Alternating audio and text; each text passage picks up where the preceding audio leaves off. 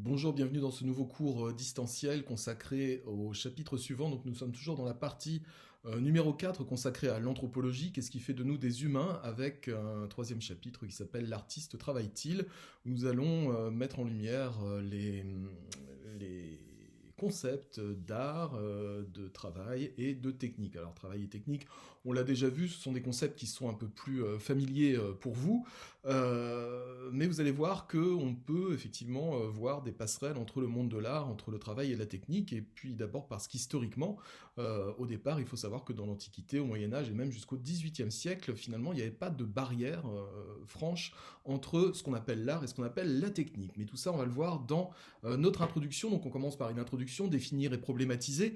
On note que l'art est sans doute la chose la moins utile qui soit. Alors utile en quel sens?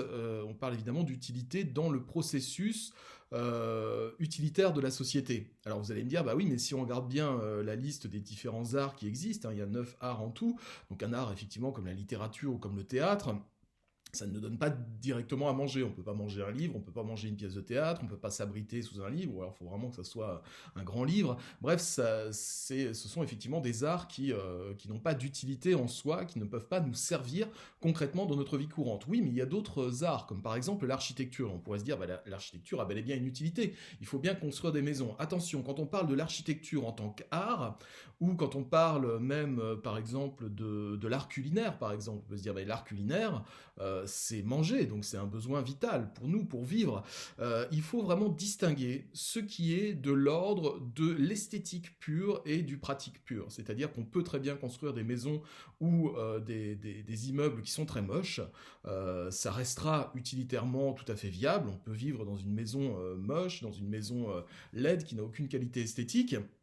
Tout comme on peut manger un plat qui n'est pas forcément très bon, où les goûts ne sont pas forcément arrangés, ou qui n'est pas agréable à l'œil, mais justement ça devient de l'art quand l'esthétique commence à pointer le bout de son nez. Et donc la notion d'esthétique est indissociable de l'histoire, enfin de la conception qu'on peut avoir de l'art. Ce n'est de l'art que si, eh bien, il y a une émotion esthétique qui se dégage de l'objet en question. Si ce n'est pas le cas, alors nous ne sommes pas dans la catégorie de l'art. Donc finalement, l'art, ben non, ça ne sert à rien, à part peut-être justement à se faire du bien.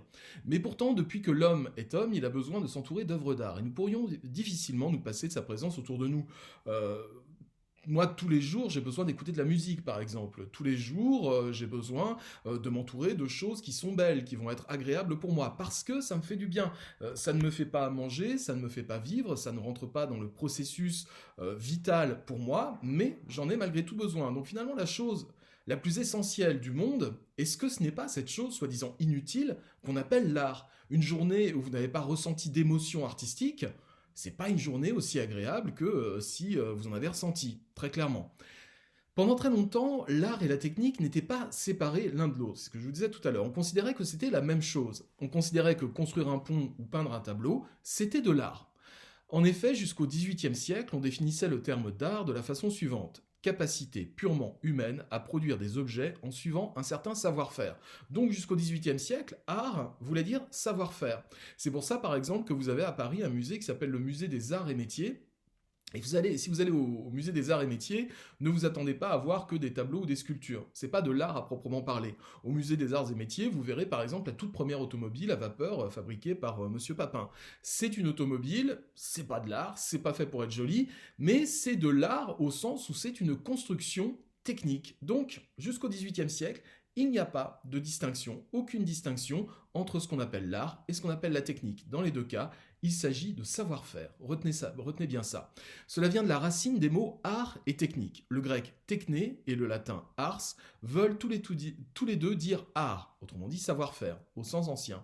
Le meilleur exemple d'artiste technicien au XVIe siècle, c'est Léonard de Vinci. Il était aussi capable d'inventer des machines volantes ou des véhicules militaires que de peindre la Joconde.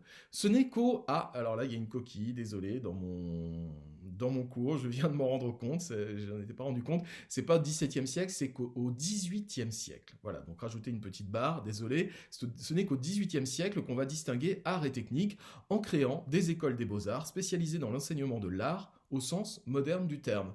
Donc au XVIIIe siècle, avec les écoles des beaux-arts, on va former des gens qui ne seront plus de simples techniciens, mais des artistes, c'est-à-dire des gens qui vont créer des choses qui vont rentrer dans la qualification artistique. Aujourd'hui, il y a 9 arts répertoriés.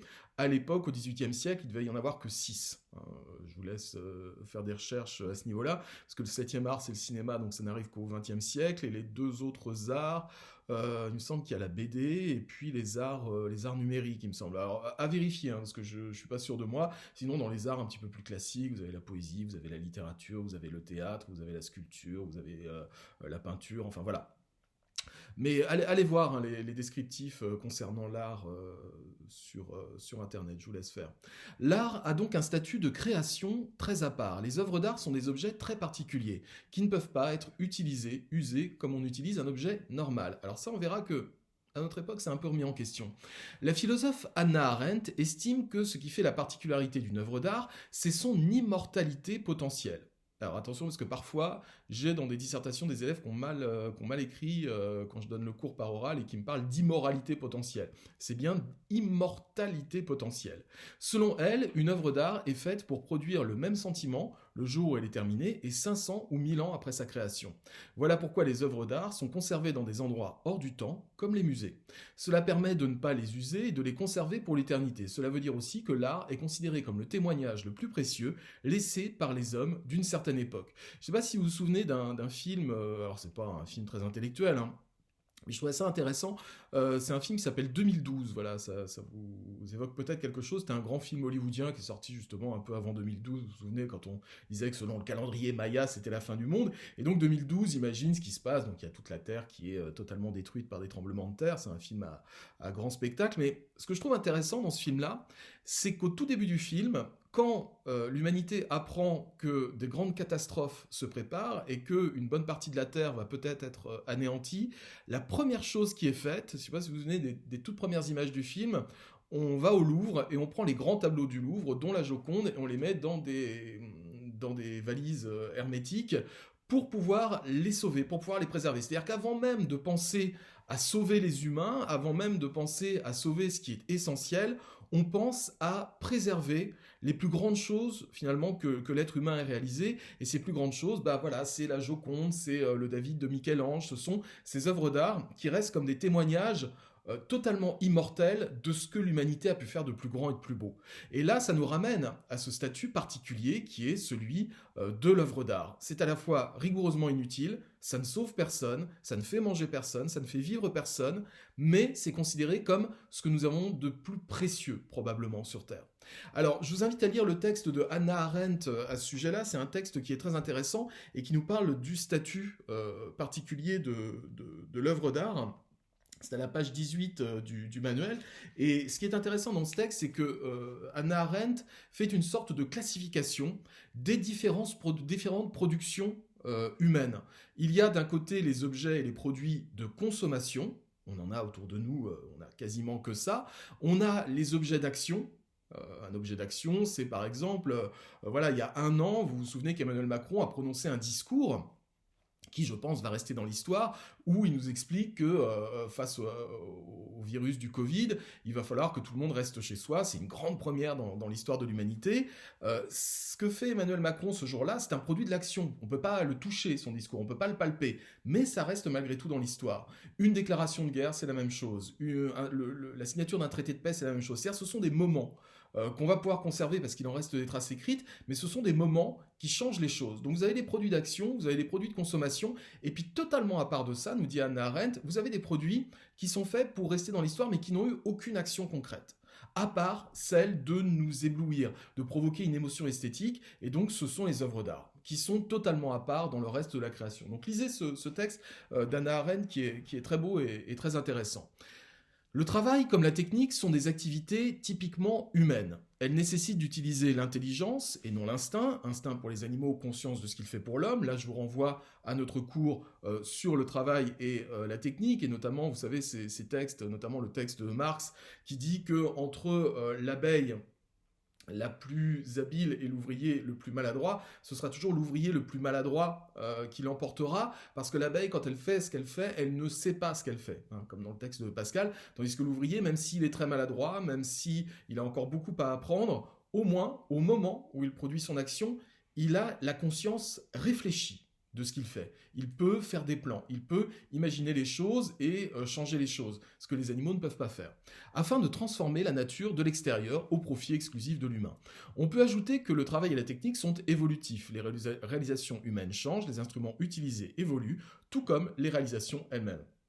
Là aussi, c'est tout simple, je vous renvoie à ce chapitre sur le travail et la technique. La vision du travail est ambiguë. On l'avait vu aussi, c'est un simple rappel. L'homme a besoin de travailler pour vivre et évoluer, mais il considère souvent le travail comme une contrainte. Étymologie du mot, donc le latin tripalium, instrument de torture.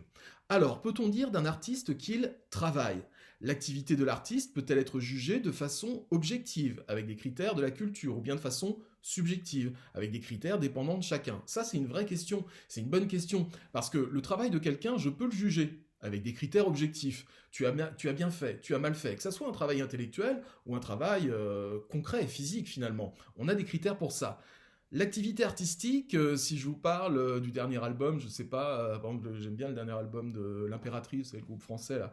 J'adore cet album-là. C'est de l'électro française, Frenchy, voilà, ça n'a rien de révolutionnaire, mais je trouve très agréable à écouter. Pour moi, c'est une vraie œuvre d'art. Mais j'ai des amis qui me disent non, c'est mauvais, c'est nul, parce que c'est des gens qui écoutent peut-être du hard rock, du metal ou du rap, et qui me disent non, c'est pas bon, moi ça me touche pas. Ouais, mais moi ça me touche. Mais qui a raison, qui a tort? Qui a les bons critères pour juger de la validité d'une œuvre d'art? Il n'y a pas de vérité en ça. Chacun pense ce qu'il veut de l'art.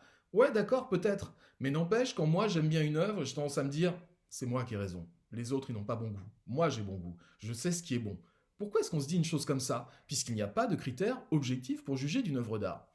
Dans ce cas, on peut se demander quel est le statut particulier de l'art dans la culture humaine. Est-ce que c'est une activité indispensable ou bien un loisir inutile? Ça aussi, c'est une vraie question. Pas de critères objectifs pour juger non seulement de la qualité d'une œuvre d'art, mais aussi de la présence même de l'art dans nos vies. Voilà les questions qui sont posées par cette introduction. On se retrouve pour la prochaine vidéo avec la première partie de ce cours. À très bientôt.